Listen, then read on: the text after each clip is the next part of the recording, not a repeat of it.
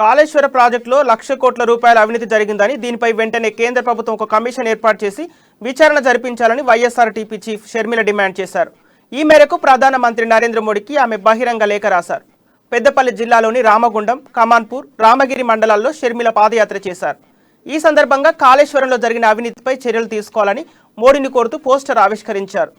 గోదావరి నదిపై కాళేశ్వరం అనే cinema flop అయిందని, కట్టిన 3 ఏళ్లలోనే మునిగిపోయిన ప్రాజెక్టు ప్రపంచంలో ఇది ఒక్కటేనని విమర్శించారు.